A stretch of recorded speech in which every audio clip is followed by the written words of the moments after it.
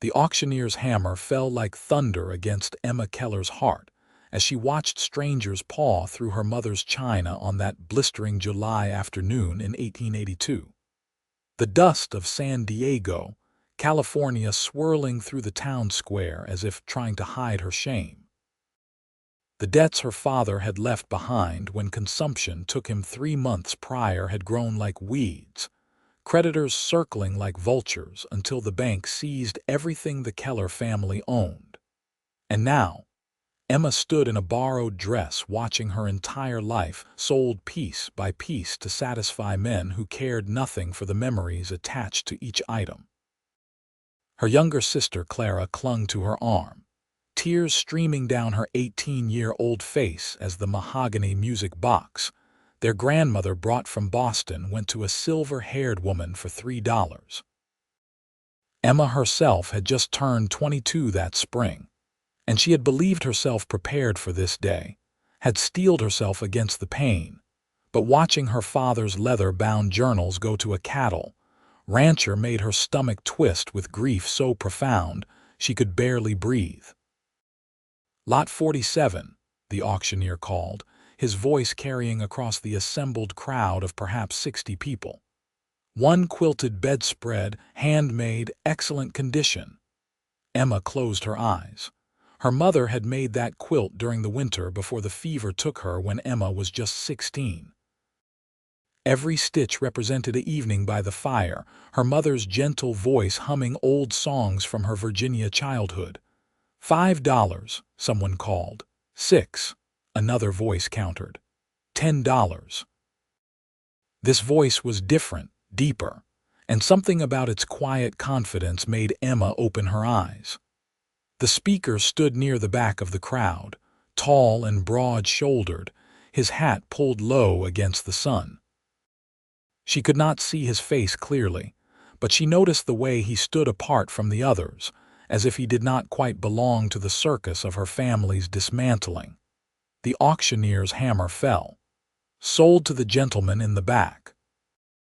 The auction continued, item after item, and Emma noticed the same deep voice bidding on nearly everything. Her father's desk, the set of silver spoons, the painting of the California coast that had hung in their parlor, the rocking chair, the trunk full of linens. Each time the man bid just enough to win, never engaging in the competitive sport some of the other buyers seemed to enjoy. "Who is that?" Clara whispered, following Emma's gaze. "I do not know," Emma admitted. She knew most folks in San Diego, at least by sight. The town had grown considerably since they arrived in 1870, but it still maintained that quality where faces became familiar even if names did not. This man was a stranger. By the time the auction concluded 2 hours later, the mysterious bidder had purchased perhaps 3/4 of everything the Kellers owned. Emma felt numb as the crowd dispersed, as creditors collected their money from the auctioneer, as her childhood was distributed among strangers' wagons and saddlebags. She and Clara had nowhere to go. Mrs. Henderson, their neighbor, had offered them temporary shelter, but Emma knew they could not impose for long. She had been seeking employment for weeks, but opportunities for respectable young women were limited, and her father's debts had tainted the family name. Some folks looked at the Keller sisters with pity, others with suspicion, as if financial ruin might be contagious. "Miss Keller." Emma turned to find the mysterious bidder standing a few feet away, his hat now in his hands. He was younger than she had expected, perhaps 26 or 27, with dark hair that needed cutting and eyes the color of amber in sunlight. His face was tanned and weathered, marked by sun and wind, but handsome in a rugged way that made Emma's breath catch despite her grief. He wore dusty traveling clothes and had the look of a man who spent more time under open sky than beneath a roof. "Yes," her voice came out smaller than she intended. "My name is Robert Hayes.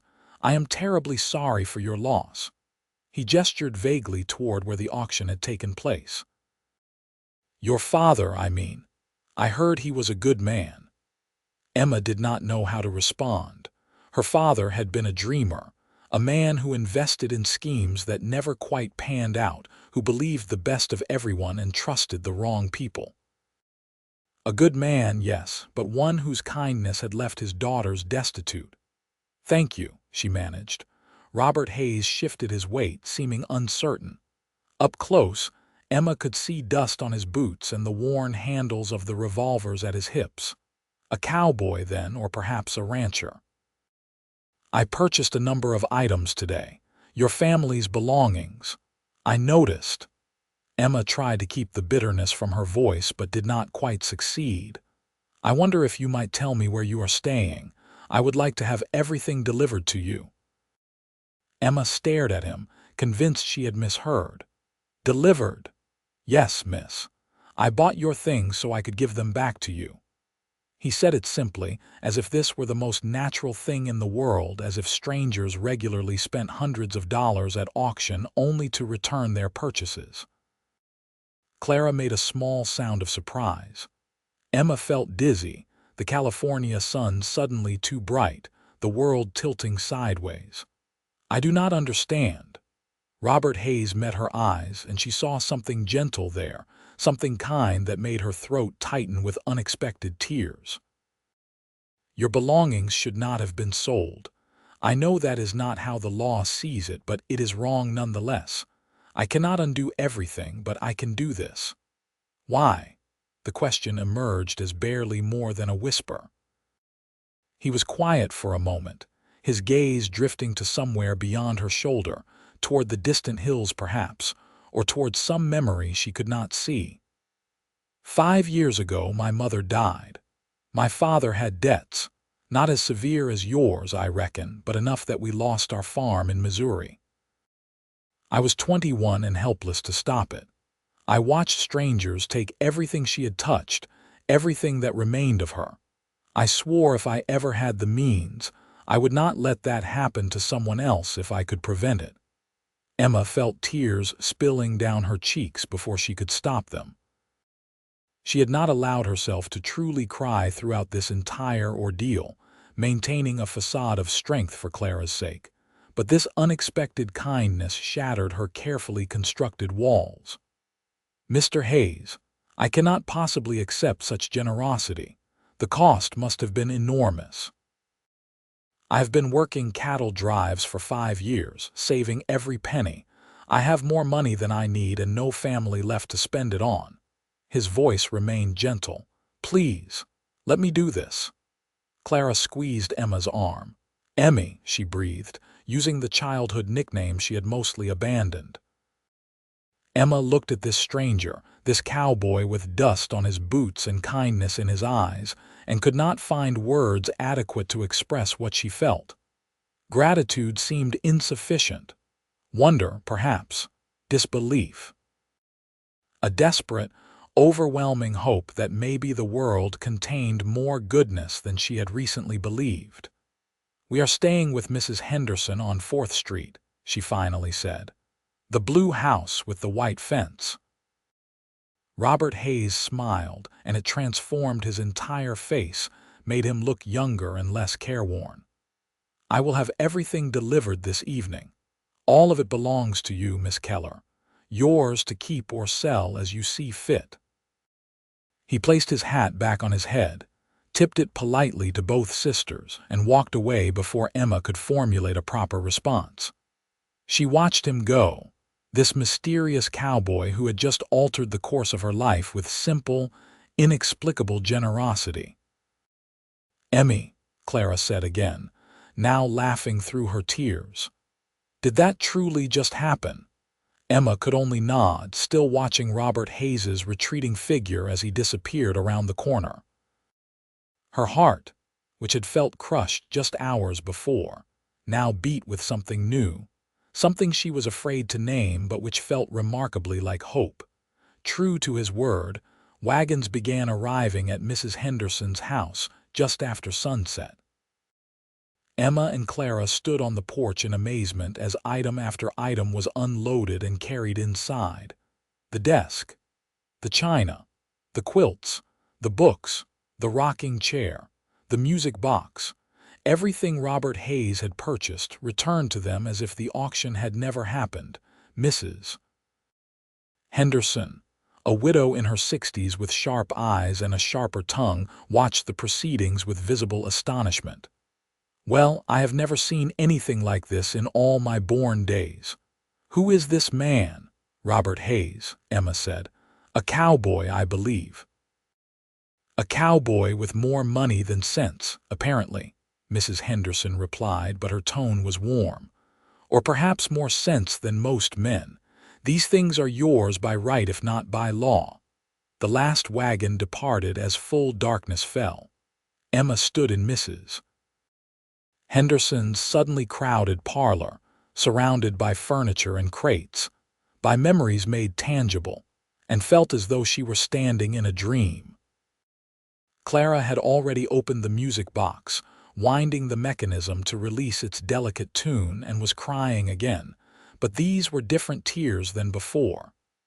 "We should thank him properly," Clara said, closing the music box with reverent care. "Tomorrow."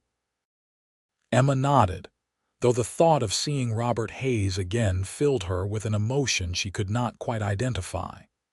It was not simply gratitude, though she felt that intensely.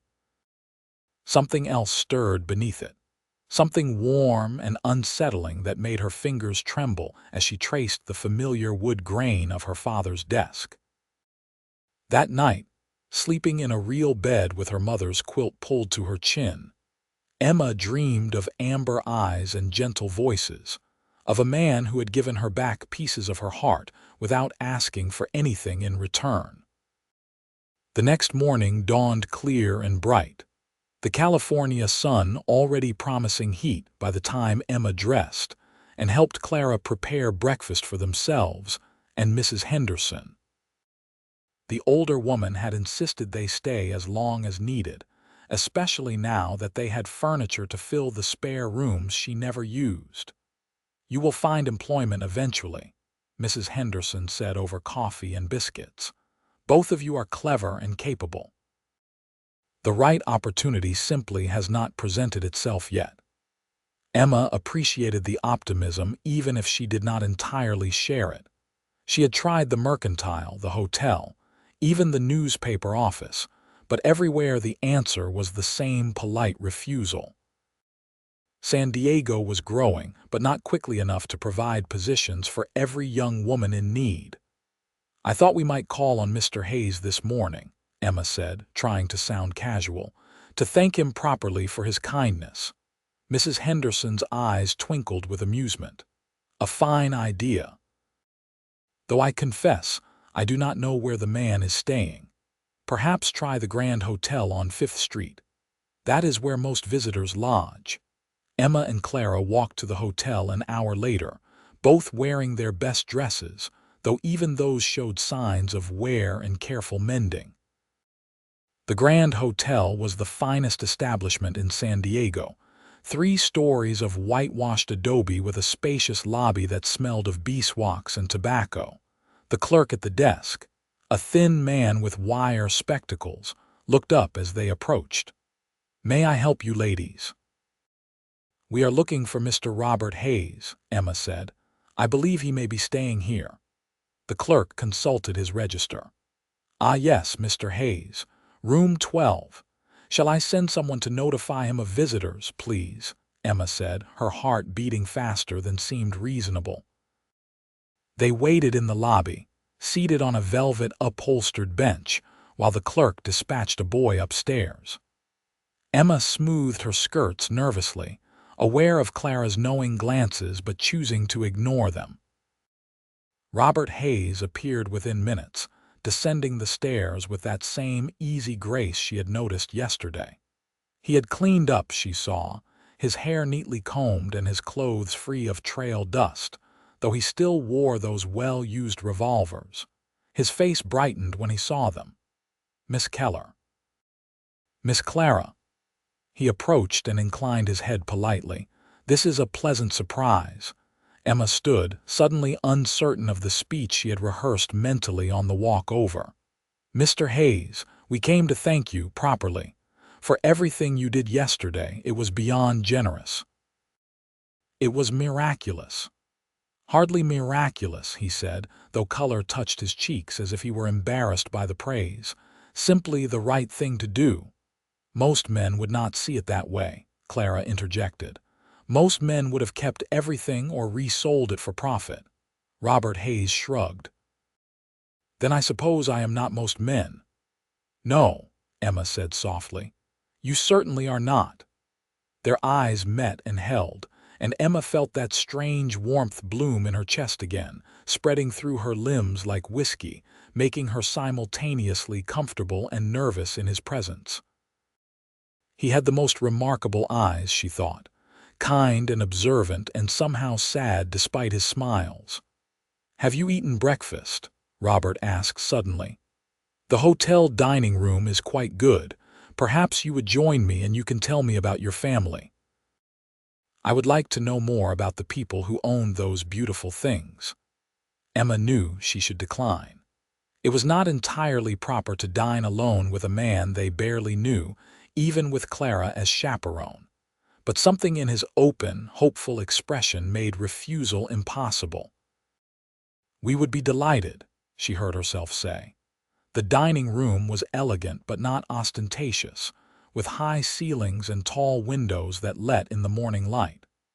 Robert ordered coffee and eggs and biscuits with gravy, encouraging the sisters to request whatever they wished. Emma tried to order modestly, but Robert insisted, and soon the table was laden with more food than they had seen in weeks. As they ate, Emma found herself talking more freely than she had anticipated. She told him about her father's work as a surveyor, how he had moved the family to California when she was 12, dreaming of opportunity and prosperity. She spoke of her mother's illness, of learning to manage a household at 16, of Clara's talent for music and drawing. She even mentioned the debts, how they had accumulated slowly through bad investments and misplaced trust, how her father's death had triggered a cascade of demands they could not meet. Robert listened intently, asking thoughtful questions, his attention never wavering. He had a way of looking at her that made Emma feel truly seen, as if every word she spoke mattered to him. "And what about you, Mr. Hayes?" Clara asked eventually. "You mentioned losing your farm in Missouri. How did you come to be in California?" Robert leaned back in his chair, his coffee cup cradled in both hands. "After we lost the farm, my father sort of gave up. He had no fight left in him. He died within a year, just stopped wanting to live. I was alone, no siblings, no other family, so I headed west. Figured I might as well start over somewhere new. I hired on with a cattle outfit heading to Texas, learned the trade and have been working drives ever since. Up from Texas to Kansas, over to Colorado, down to California. I go where the work is." "That sounds lonely," Emma said before she could stop herself. Something flickered in Robert's eyes. "It can be, but there is freedom in it too. No ties, no obligations, just the work and the land and the sky. You plan to continue that life?" The question felt important somehow, though Emma could not have said why. Robert was quiet for a moment, his gaze distant. "I have been considering settling down, buying land, starting a ranch of my own. I am not getting younger and the trail gets harder every year." He focused on Emma again. "Yesterday, watching that auction, I realized something. I have been saving money for 5 years with no clear purpose beyond some vague future plan. But wealth means nothing if you cannot use it to make things better, to help people." "You helped us immeasurably," Emma said, her voice thick with emotion. "I do not know how we will ever repay you." "I do not want repayment," Robert said firmly. "That is not why I did it." "Then why?" Clara asked. "Truly, it cannot only be about your mother and your farm. That was years ago." Robert met Emma's eyes again, and she saw vulnerability there, a openness that made her breath catch. "Because when I saw you standing there, watching your life being sold away, you looked exactly how I felt that day in Missouri. Lost and broken and trying so hard to be strong. I could not save my mother's things, but I could save yours. And maybe that makes some kind of sense of what happened to my family. Maybe their suffering means something if it taught me to prevent someone else's. Emma felt tears threatening again. This man, this kind, thoughtful, unexpectedly philosophical cowboy, had given her more than her belongings. He had given her dignity, had acknowledged her pain, had seen her as a person rather than a problem or an opportunity. "Thank you," she whispered, "for seeing us, for caring." Robert smiled, that transformative expression that lit his whole face. It was impossible not to. They talked for another hour, the conversation flowing easily from topic to topic. Robert told stories of life on the trail, of stampedes and river crossings and nights under stars so thick they looked like spilled salt. Clara asked 1,000 questions, her natural curiosity overcoming her usual shyness. Emma simply listened to his voice, watched his hands as he gestured, noticed the way his eyes crinkled when he laughed. When they finally parted outside the hotel, Robert hesitated before speaking. "I wonder if I might call on you, properly, I mean, to continue our acquaintance." Emma's heart leaped. "We would like that very much. Tomorrow afternoon, perhaps, we could walk by the bay if the weather holds. That would be lovely." Robert tipped his hat to both sisters, his eyes lingering on Emma just a moment longer than strictly necessary. "Until tomorrow, then." Walking back to Mrs. Henderson's house, Clara could barely contain her excitement. "Emmy, he is wonderful, and he clearly admires you. Did you see the way he looked at you?" Emma had seen, had felt those looks like physical touches, warming her skin and quickening her pulse. "Do not get ahead of yourself. He is simply being kind." "No," Clara said firmly. "That was not simple kindness.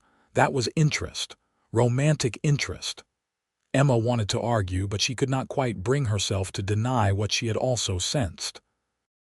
Something had sparked between her and Robert Hayes, something that felt both terrifying and inevitable, like watching storm clouds gather on the horizon. That night, she lay awake long after Clara's breathing deepened into sleep, thinking about amber eyes and gentle smiles, about a man who had appeared in her life like an answer to a prayer she had been too proud to speak aloud. She barely knew him, she reminded herself. They had met only yesterday. But somehow it felt as though she had been waiting for him much longer than that, as though some part of her had recognized him the moment he bid on her mother's quilt. Robert arrived at Mrs. Henderson's house precisely at 2 o'clock the following afternoon, wearing clean clothes and carrying a bouquet of wildflowers that he presented to Emma with endearing awkwardness. Mrs. Henderson answered the door, subjected him to a thorough visual inspection, and apparently found him satisfactory because she smiled and invited him in. "You must be the famous Mr. Hayes," she said. "The cowboy who restored my guest's belongings. I approve of you, young man. That was well done." Robert ducked his head, clearly uncomfortable with praise. "Thank you, madam. I only did what seemed right. Precisely why I approve. Too few people do what is right when it costs them something." Mrs. Henderson turned toward the stairs. "Emma, Clara, your gentleman caller is here." Emma descended the stairs feeling absurdly nervous, smoothing her dress for the 100th time. She had changed clothes 3 times before settling on her blue cotton dress with the white collar, the one that Clara insisted brought out her eyes. Robert watched her approach with an expression that made her pulse race. "You look beautiful," he said simply. Emma felt her cheeks warm. "Thank you. You brought flowers." "I did. Though they seem rather humble now, I should have gone to a proper florist." "They are perfect," Emma assured him, accepting the bouquet. The flowers were indeed wild, gathered from the hills probably, but their simplicity appealed to her more than any hothouse arrangement could have. "Let me put these in water and then we can walk." Mrs. Henderson provided a vase and strict instructions. "You will have Emma back before dark, Mr. Hayes, and Clara will accompany you as chaperone." "Of course, madam," Robert agreed readily. The three of them walked toward the bay, following streets that gave way to sandy paths, the smell of salt and seaweed growing stronger as they approached the water. San Diego Bay stretched before them, impossibly blue beneath the cloudless sky, dotted with sailing vessels and fishing boats.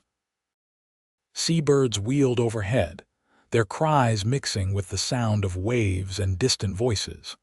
Clara, bless her, maintained a discreet distance, close enough to preserve propriety but far enough to allow private conversation. Robert walked beside Emma, matching his longer stride to her pace, occasionally pointing out ships or asking about local landmarks. "Have you lived in San Diego long enough to consider it home?" he asked. Emma considered the question. "I suppose so. 12 years is more than half of Clara's life. But sometimes I still dream of Virginia where my mother grew up. She made it sound so beautiful. Green hills and old trees and houses with history in their bones. You wish to return someday? I used to think so, but now I cannot imagine leaving. My parents are buried here. Our memories are here, and despite everything, I love this place. The light, the ocean, the way the hills look golden in summer. It feels like home in a way Virginia never could since I never actually lived there." Robert nodded thoughtfully. "I've been searching for that feeling since I left Missouri. Every place I stop is temporary. I never put down roots, never let myself care too much about where I am because I know I will be moving on soon." "That sounds exhausting," Emma said gently. "It is," Robert admitted. "Which is why I am considering settling here. I saw land for sale east of town, good grazing property with water access. I have enough saved to make a fair offer. I could start a horse ranch, maybe breed and train working animals.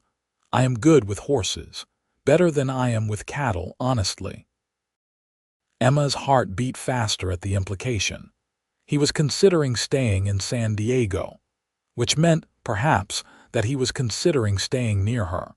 She did not want to assume too much, but the hope was difficult to suppress. "That sounds like a fine plan," she said, keeping her voice carefully neutral. "Do you know much about horse breeding?" "Some.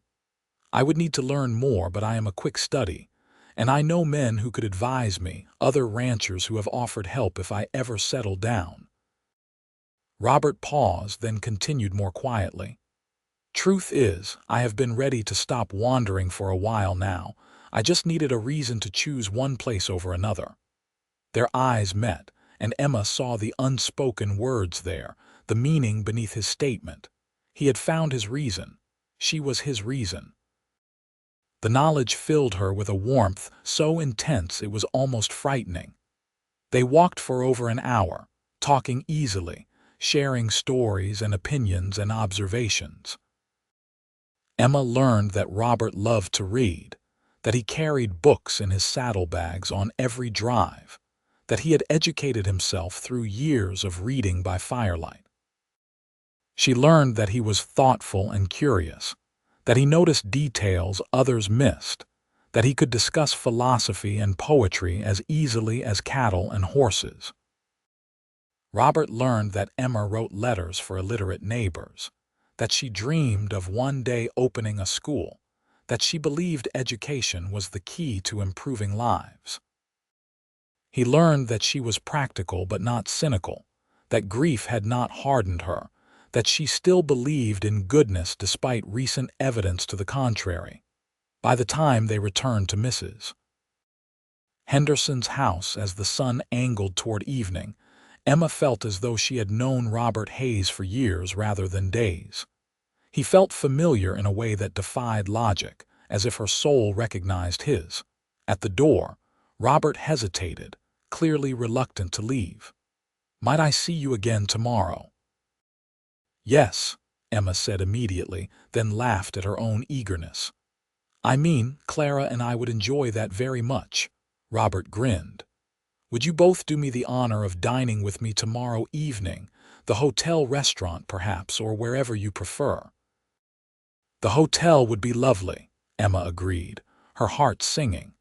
She watched him walk away into the golden evening light, and Mrs. Henderson's knowing chuckle from the doorway made her turn with flaming cheeks. "That young man is smitten," the older woman said matter-of-factly. "And unless I miss my guess, you are equally affected."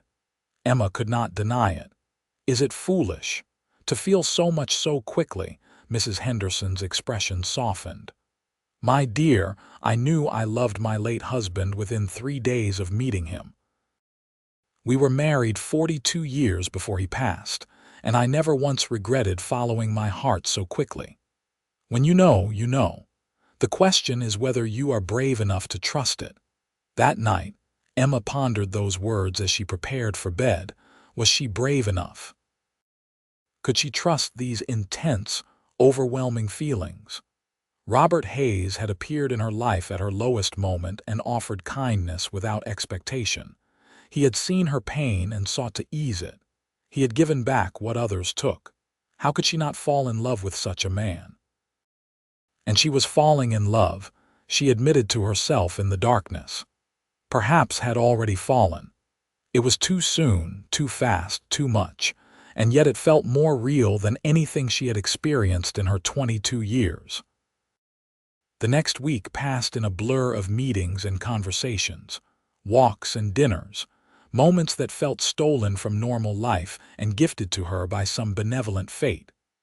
Robert called every day, always proper, always respectful of Clara's presence and Mrs. Henderson's rules, but Emma felt the current of something deeper running beneath their polite interactions. They talked about everything. Robert shared his plans for the horse ranch in greater detail, describing corrals and breeding programs and training methods with an enthusiasm that made his whole face light up. Emma told him about her dream school, how she would teach not just reading and writing but critical thinking, how she believed education should be available to everyone regardless of background or wealth. "You should do it," Robert said one evening as they sat in Mrs. Henderson's parlor, Clara playing the newly recovered piano in the corner. "Start your school. I could help. The ranch will need buildings anyway, corrals and barns. Why not a schoolhouse too? You could teach ranchers' children, families too far from town for regular school." Emma stared at him, her mind racing with possibilities. "You would do that. Why not? I have the land, or will soon. I have the resources, and you have the passion and knowledge. It seems like a natural partnership." Partnership. The word hung between them, heavy with implication. Emma knew he was not simply talking about a school. "Robert," she said carefully, aware of Clara's presence even if her sister was pretending not to listen. "What are we doing here? This week, these conversations. What is this?" Robert met her eyes steadily, no hesitation or uncertainty in his expression. "I am courting you, Emma. I thought that was clear. I am trying to win your regard, to prove myself worthy of your consideration. Because from the moment I saw you in that town square, I have not been able to think of much else." Emma's breath caught. Hearing him say it aloud, so direct and honest, made it real in a way nothing else had. "You barely know me." "I know enough. I know you are strong and kind and resilient. I know you love your sister fiercely. I know you value knowledge and justice and beauty. I know that when you smile, truly smile, it feels like sunrise. I know I want to spend the rest of my life learning everything else there is to know about you." He leaned forward, his voice dropping to something almost intimate despite Clara's presence. "Tell me you do not feel this too. Tell me I am alone in this and I will stop. I will walk away, but I do not think I am alone." "You are not," Emma whispered, her eyes burning with unshed tears. You are not alone at all. The piano music stopped. Clara appeared beside them, her young face glowing with happiness. Finally, I thought you two would dance around this forever. Robert laughed, and Emma could not help joining him, the tension breaking into something joyful and light. She felt giddy, almost drunk on possibility and hope and the realization that this was actually happening, that this wonderful man actually wanted her. "So we are courting," Emma said, testing the words. "Officially." "If you will have me," Robert replied. "I will." The courtship progressed swiftly over the following weeks. Robert purchased the land he had mentioned, 200 acres of prime California grassland with a creek running through it and views of the distant mountains. He hired workers to begin construction on a house and outbuildings, consulting Emma on every decision as if her opinion mattered more than anyone's. Emma found employment teaching at San Diego's small school, a temporary position filling in for a teacher on extended sick leave. The work was demanding but satisfying, and it gave her income of her own, a sense of purpose beyond waiting for Robert's visits. Not that there was much waiting. Robert came to town almost daily, sometimes with legitimate business, sometimes with flimsy excuses that fooled no one. He and Emma walked, talked, shared meals, attended church services together. Clara accompanied them dutifully at first, but as the courtship became acknowledged and accepted by the community, Mrs. Henderson occasionally allowed them brief, unchaperoned moments, usually on her front porch within sight of neighbors. During one such moment, sitting on the porch swing as twilight painted the sky purple and gold, Robert took Emma's hand for the first time. His palm was calloused from years of hard work, warm and strong, and Emma felt that simple touch throughout her entire body. "I love you," Robert said quietly, his thumb tracing circles on the back of her hand. "I know it has only been a month. I know people will say it is too soon. But I love you, Emma Keller, and I needed you to know." Emma turned to face him, seeing the vulnerability in his expression, the fear that she might not return his feelings. "I love you too," she said, her voice steady despite her racing heart. "I have loved you since the auction, I think. Since you bought my mother's quilt and gave it back." Robert cupped her face with his free hand, his touch infinitely gentle. "May I kiss you?" "Yes," Emma breathed. He leaned in slowly, giving her time to change her mind, but Emma had never been more certain of anything. Their lips met softly, tentatively at first, then with growing confidence as Emma's hands found his shoulders and Robert's arms circled her waist. The kiss was sweet and searching, a question and an answer, a promise of everything yet to come. When they finally drew apart, both slightly breathless, Robert rested his forehead against hers. "Marry me, Emma. I know it is fast. I know we should wait longer, but I do not want to wait. I want to build a life with you, start our ranch and your school, create something good together. Marry me." Emma laughed, the sound somewhere between a sob and pure joy. "Yes, yes, absolutely yes." Robert kissed her again, longer this time, deeper, until Mrs. Henderson cleared her throat loudly from the doorway. "I assume congratulations are in order." The older woman asked dryly, though her eyes sparkled with amusement. "We are engaged," Emma confirmed, unable to stop smiling. "Well, it is about time. That man has been looking at you like you hung the moon since the day he met you." Mrs. Henderson stepped onto the porch. "I suppose you will need to plan a wedding."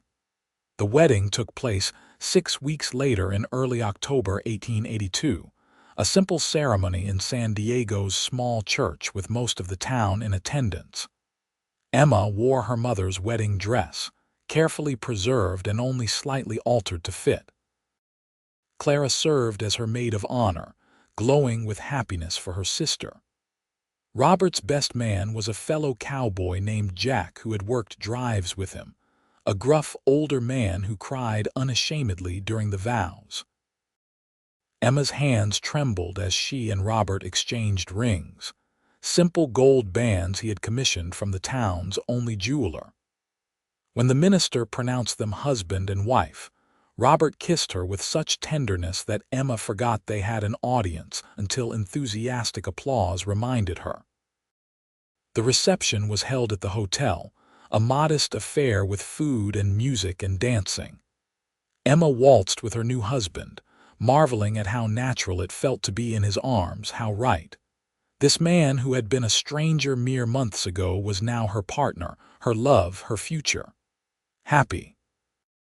Robert murmured against her ear as they swayed to the music. Deliriously, Emma confirmed. You, more than I knew possible. They spent their wedding night at the hotel before traveling to the ranch the next morning. Construction had progressed rapidly, and while the main house was not entirely complete, enough was finished to make it livable. Robert carried Emma across the threshold of their new home, both of them laughing at the traditional gesture. The house was beautiful in its simplicity, designed to Emma's specifications with large windows to capture light and views of the surrounding land. Her father's desk sat in what would become the study. Her mother's quilt covered the bed in the master bedroom. All the belongings Robert had rescued from the auction found places throughout the rooms, blending past and present into something new. That night, lying in her husband's arms beneath her mother's quilt, Emma felt a peace she had not known since before her father's death. The grief was still there, the loss and the pain, but it no longer defined her. Robert had given her more than her belongings. He had given her a future, a home, a love so profound it transformed everything. "What are you thinking?" Robert asked, his fingers threading through her hair. "That I am grateful," Emma said, "for everything that happened, even the painful parts, because they led me to you. I do not believe in fate exactly, but this feels meant to be." Robert kissed the top of her head. "I know what you mean. Like every choice I made, every trail I rode was bringing me here. To you." They made love slowly, tenderly, learning each other's bodies with patience and wonder. Robert was gentle and attentive, making sure Emma felt safe and cherished. Emma had been nervous, her knowledge of marital intimacy limited to vague euphemisms and whispered conversations. But Robert made it beautiful, made her feel desired and treasured rather than vulnerable. Afterward, wrapped in each other and the quilt, they talked until sleep claimed them, making plans and sharing dreams, building their life together one whispered word at a time. The following months were busy and exhausting and wonderful. Emma continued teaching while Robert worked the ranch, hiring hands to help with the horses he began acquiring. True to his word, he had a schoolhouse built on the property, a charming one-room structure with desks Emma helped design, and a large blackboard Robert installed himself. By spring of 1883, Emma had resigned her temporary position in town to focus on her own school. She started with just 5 students, children of neighboring ranchers who lived too far from San Diego for daily travel. Within a month, she had 10 students. By summer, 15. Robert's horse ranch prospered as well. His eye for quality animals and his skill at training them earned a reputation throughout Southern California. He bred working horses primarily, sturdy animals suited to ranch work and long travel, but also maintained a few fine riding horses that he trained with patience and care.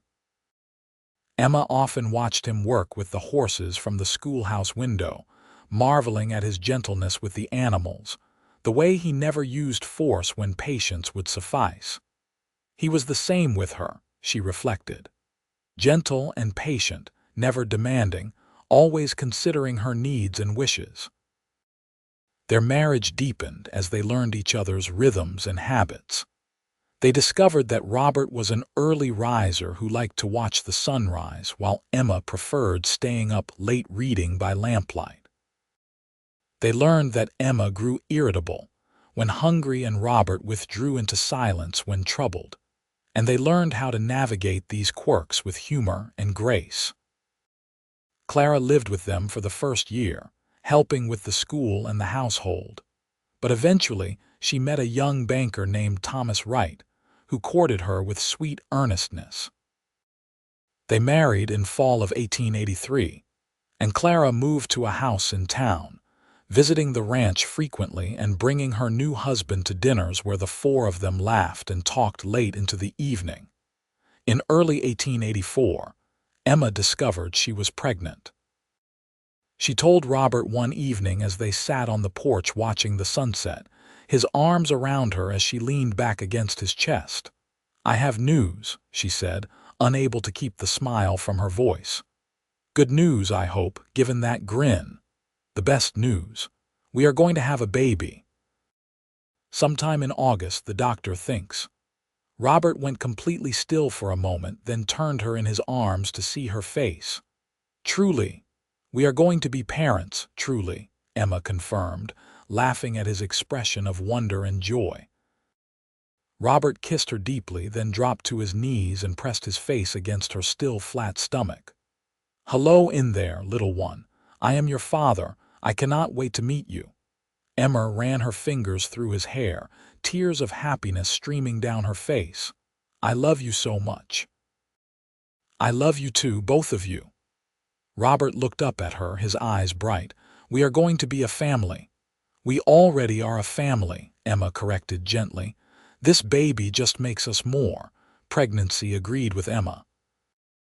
She glowed with health and happiness, continuing to teach until June when the heat and her expanding belly made standing for hours too uncomfortable. Robert fussed over her constantly, worrying about every twinge and discomfort, until Emma had to firmly tell him she was pregnant, not dying, and needed him to relax.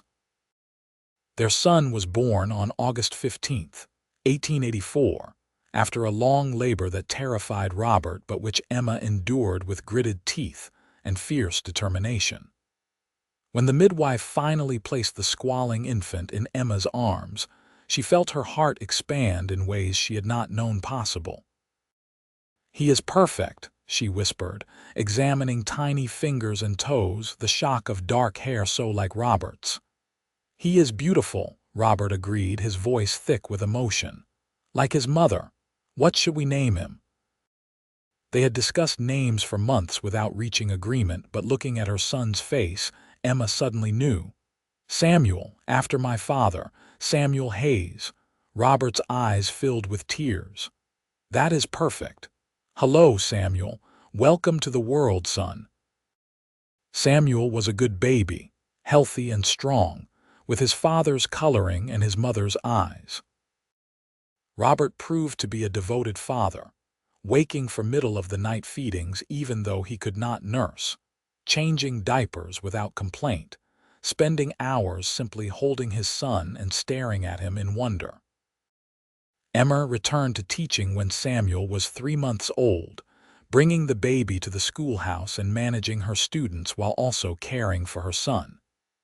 It was exhausting but fulfilling, watching her school grow while her child grew, building something that would outlast her. The ranch prospered beyond their initial hopes. Robert's horses were in high demand, and he hired additional hands to help manage the expanding operation. Money was never plentiful, but it was steady and sufficient, more than enough for their needs and a little extra to save for the future. In 1886, Emma became pregnant again. This time she knew what to expect, and while the pregnancy was more difficult than the first, she weathered it with experience and Robert's unfailing support. Their daughter was born in March of 1887, a tiny thing with wispy blonde hair and lungs that could wake the entire household. "She has your spirit," Robert observed one night as 3-month-old Rose screamed with indignation during a diaper change. Emma laughed, exhausted but happy. "I am choosing to take that as a compliment. It was meant as one. I love your spirit. I love everything about you." Despite the challenges of two young children, a school, and a ranch to manage, Emma had never been happier. Her life was full and purposeful, surrounded by love and meaningful work.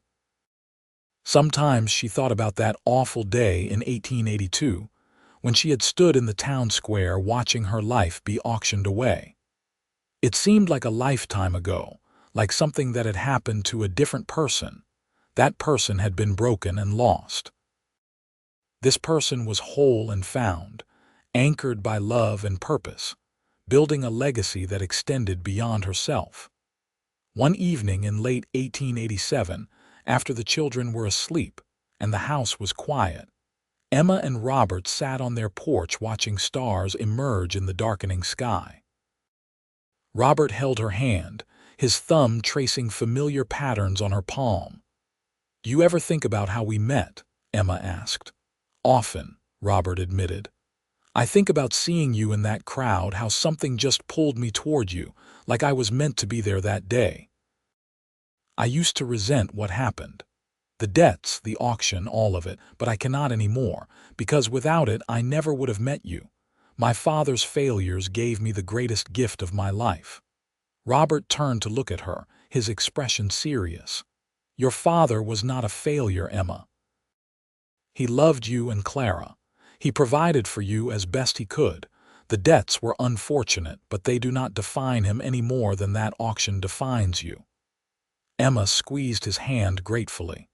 "Thank you for that, and thank you for giving me back more than just belongings that day. You gave me back hope. You gave me a future. You gave me a home," Robert replied. "A reason to stop wandering, a place to belong. We gave each other everything." They sat in comfortable silence, watching the stars, feeling the evening breeze carry the scent of grass and horses and growing things. Inside, their children slept safely. Around them, their ranch stretched toward dark horizons. Above them, infinity wheeled in brilliant patterns. Emma thought about the quilt upstairs, the music box in the parlor, her father's desk in the study. Objects that had been sold and returned, that had survived loss to find new purpose in this home she and Robert built together. They were more than things. They were connections to her past, bridges between who she had been and who she became. "I love you," she said, the words as natural as breathing. "I love you too," Robert replied. "Always." The years continued to pass, marked by growth and change and the steady accumulation of memories. Samuel grew into a serious boy who loved horses as much as his father, often following Robert around the ranch asking endless questions. Rose was wild and joyful, constantly testing boundaries and making her parents laugh with her antics. In 1889, Emma gave birth to twin boys, James and William, who complicated the household considerably, but also filled it with even more love and noise. The schoolhouse expanded to accommodate growing enrollment, and Emma hired an assistant teacher to help manage the students. Robert's ranch became one of the most respected in Southern California, known for quality horses and fair dealings. He never forgot his roots as a working cowboy, treating his employees with respect and paying them fairly, remembering what it felt like to be young and rootless and searching for something better. Clara and Thomas had 3 children of their own, and the cousins grew up together, spending long summer days at the ranch, learning to ride and swim in the creek and navigate the freedom of wide open spaces. Family dinners became regular events, the house filled with laughter and conversation, and the comfortable chaos of many children. In 1895, on a warm July evening not unlike the one when they first met, Emma and Robert celebrated their 13th wedding anniversary. The children were staying with Clara and Thomas in town, giving them a rare night alone. They sat on the porch as usual, older now but no less in love, their bodies fitting together with the ease of long practice. Robert was 39, his dark hair showing threads of silver. Emma was 35, laugh lines framing eyes that still sparkled with intelligence and warmth. 13 years, Emma mused. It seems like both forever and no time at all. I know what you mean. I can barely remember life before you, but I also feel like we just met. Emma shifted to look at him. If you could go back to that day in 1882, knowing everything that would happen, would you change anything? Robert considered the question seriously. No, not a single thing. Every choice led us here to this life, these children, this love. I would not risk changing any of it. Even the hard parts. Samuel's croup that winter we thought we would lose him. Rose breaking her arm. The drought year when we almost lost the ranch. Even those, Robert confirmed. They made us stronger. They taught us what matters.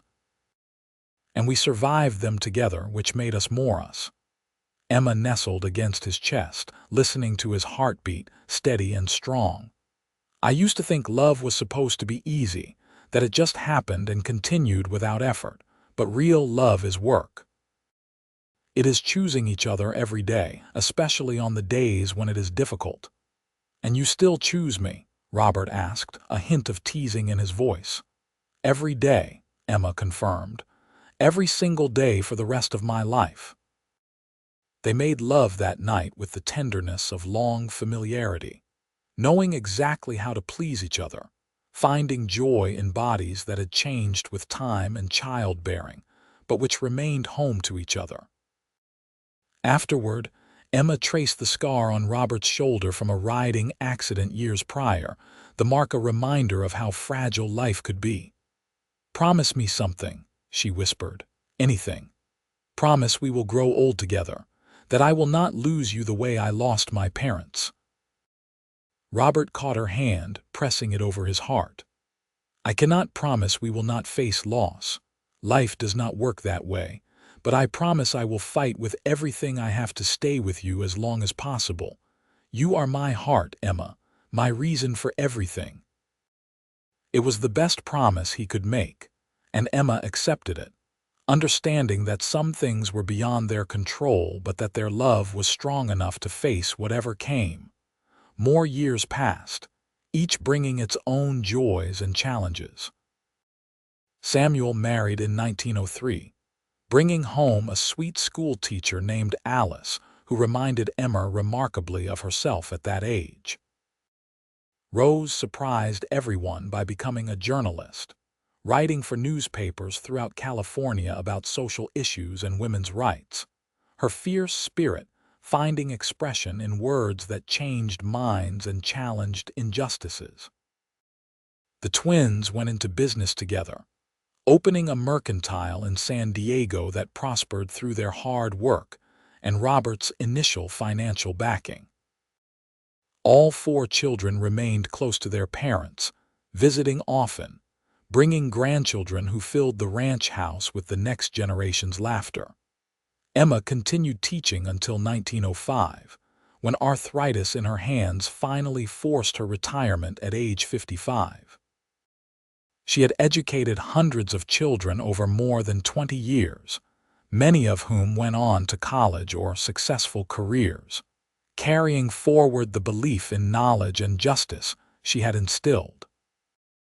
Robert retired from active ranch management around the same time, turning daily operations over to Samuel while maintaining ownership and offering advice when requested. He spent his days reading, working with horses for pleasure rather than profit, and most importantly, spending time with Emma. They traveled together, finally seeing places they had only read about. They visited Virginia, walking the hills Emma's mother had described so many years ago. They journeyed to Missouri to see the land where Robert grew up, now unrecognizable but still meaningful. They explored California from the redwood forests to the southern deserts, marveling at the diverse beauty of their adopted state. But they always returned to the ranch, to the home they had built together, where every room held memories and every view felt like a benediction. In 1915, sitting on their familiar porch as sunset painted the sky in shades of amber and rose. Emma took Robert's hand and smiled at the way their fingers intertwined automatically, muscle memory from thousands of such moments. "You remember what you said to me the day we met?" she asked. "At the auction," Robert thought back over 33 years. "I told you I was sorry for your loss, and that you wanted to give me back my belongings, that they should not have been sold. I remember, you looked at me like I was speaking a foreign language." Emma laughed. "I could not comprehend such kindness from a stranger. I had forgotten the world contained people like you." "I am nothing special," Robert protested, as he always did. "You are everything special," Emma countered. "You saved me, Robert, not just my belongings, but me. You gave me back myself when I had lost her." Robert raised her hand to his lips, kissing her knuckles with the same tenderness he had shown on their wedding day. "And you saved me right back. You gave me a home, a family, a purpose beyond simply existing. We saved each other." They sat in silence as darkness fell and stars appeared, comfortable in the way only people who have shared a lifetime can be. Their children were grown and thriving. Their grandchildren were healthy and happy. Their ranch was secure, their legacy ensured.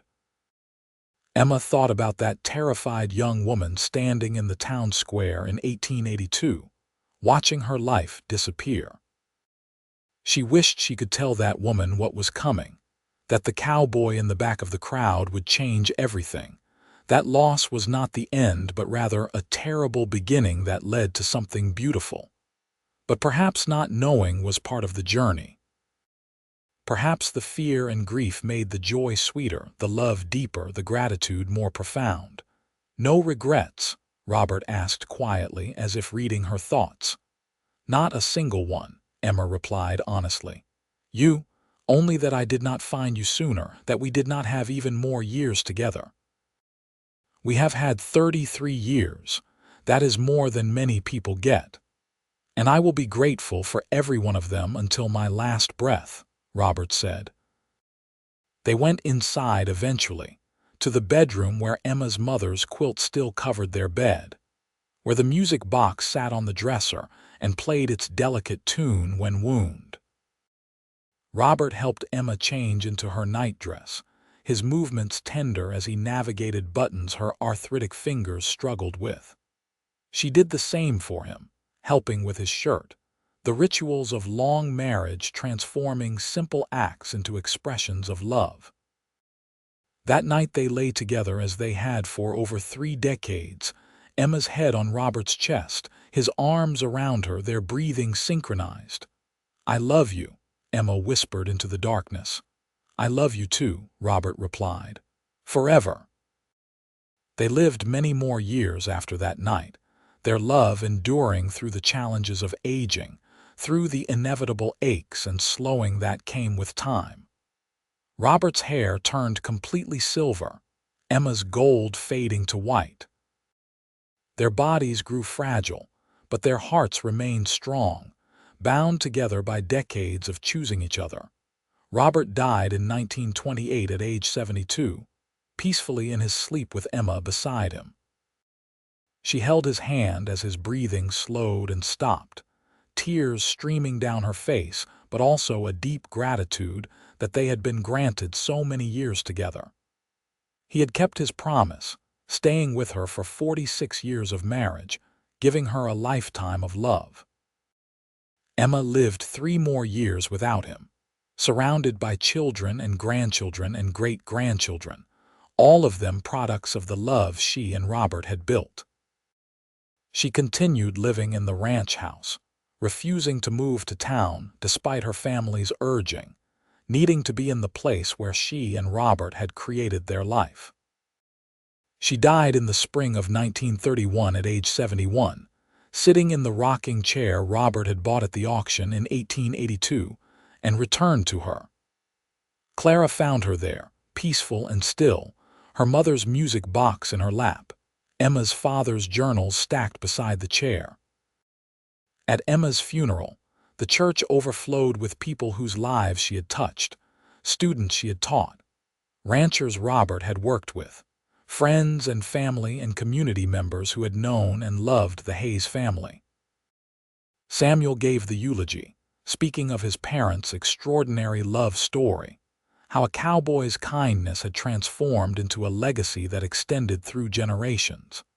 Emma was buried beside Robert in the small cemetery overlooking their ranch. Their headstone was simple, bearing their names and dates and a single phrase that Samuel had chosen. They saved each other. The ranch remained in the Hayes family for generations, each one adding their own stories to its history, but always remembering the foundation Robert and Emma had built. The schoolhouse continued operating until the 1950s, educating hundreds more children before consolidation with larger districts made it obsolete. The building was preserved, however, converted into a museum celebrating Emma's educational legacy. The belongings Robert had purchased at that long-ago auction remained treasured family heirlooms. The quilt passed to Samuel, then to his daughter, then to her son, each generation understanding its significance. The music box went to Rose, who left it to her granddaughter. The desk stayed in the ranch house study, used by Hayes family members for over a century. And the story itself became family legend, told and retold at gatherings and holidays. The tale of how Robert Hayes saw a young woman's grief and chose to act with kindness that changed both their lives. It became a reminder that goodness exists even in dark moments, that one person's compassion can alter the course of many lives, that love can bloom from the most unlikely circumstances. Because in the end, that is what happened on that July day in 1882 in San Diego, California. A cowboy saw a woman who needed help and chose to give it. A woman received unexpected kindness and chose to trust it. And from those simple choices grew a love that endured for decades, producing children and grandchildren and great-grandchildren who carried forward the values their ancestors embodied. Emma and Robert's love story became more than just their own. It became a testament to the power of kindness, the importance of seeing others' pain and choosing to ease it when possible, the truth that sometimes the greatest love stories begin not with attraction, but with simple human decency extended from one person to another. The ranch still stands, though much changed from Robert and Emma's time. But on certain evenings when the sun sets in shades of amber and rose, when the breeze carries the scent of grass and growing things, those who know the story say they can feel it, the echo of a love so profound it left an imprint on the land itself. Because true love does not end with death. It continues in the lives it touched, the lessons it taught, the legacy it created. Robert and Emma Hayes lived and loved and built something that outlasted them, something beautiful and enduring. And it all began with a simple act of kindness on a dusty afternoon, when a cowboy bought a stranger's belongings at auction and gave them back, seeing not an opportunity for profit but a chance to ease suffering, to restore dignity, to offer hope to someone who desperately needed it. That kindness changed everything. It saved Emma from despair. It gave Robert purpose and home. It created a family whose love rippled forward through time, touching lives across generations. And perhaps that is the real legacy, the true ending to this story. Not just that Robert and Emma loved each other, though they did, fiercely and faithfully for their entire lives, but that their love began with compassion, with one person seeing another's pain and choosing to help without expectation of reward. That choice, that moment of kindness, became the foundation for everything else. It proved that goodness exists, that people can choose love over indifference, that sometimes the most important thing we can do is simply see each other's humanity and respond with grace. Emma understood this in her final years, reflecting on her life and marveling at how one terrible day had led to decades of joy. She often told her grandchildren that while she would never wish for the pain of losing her parents and facing financial ruin, she could not regret it either, because it brought her to Robert. "Sometimes," she would say, her voice soft with age and wisdom, "we have to lose everything to find what matters most. Your grandfather showed me that. He gave me back my belongings, yes, but more importantly, he showed me that kindness still existed in the world.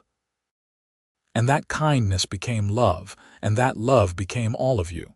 So in the end, what seemed like my greatest loss became my greatest gift." The Hayes family carried that lesson forward.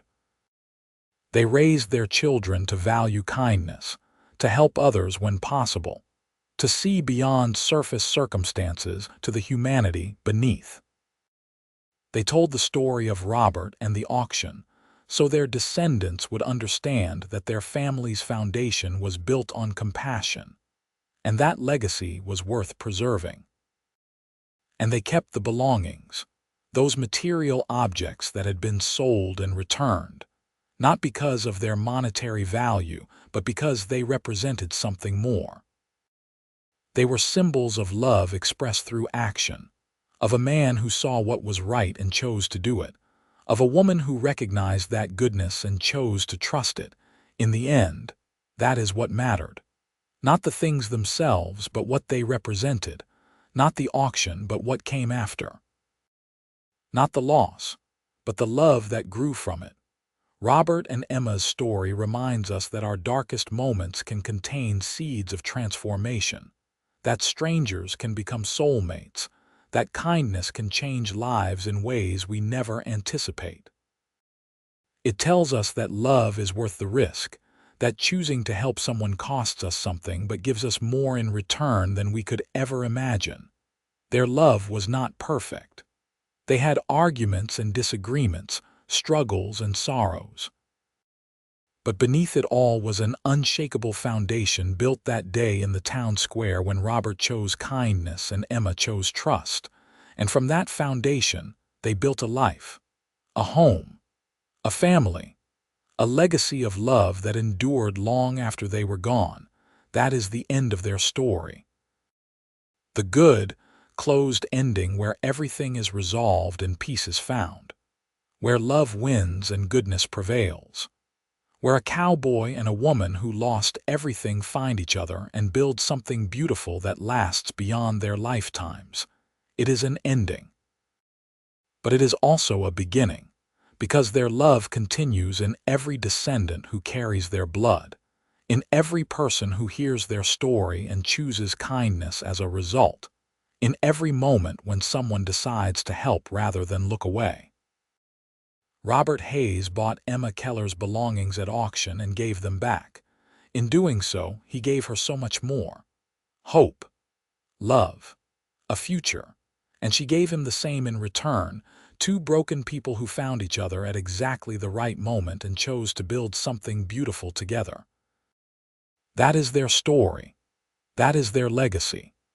That is the love they shared and the gift they left behind, a reminder that kindness matters, that love endures, and that sometimes the greatest romances begin with the simplest act of human decency extended from one heart to another.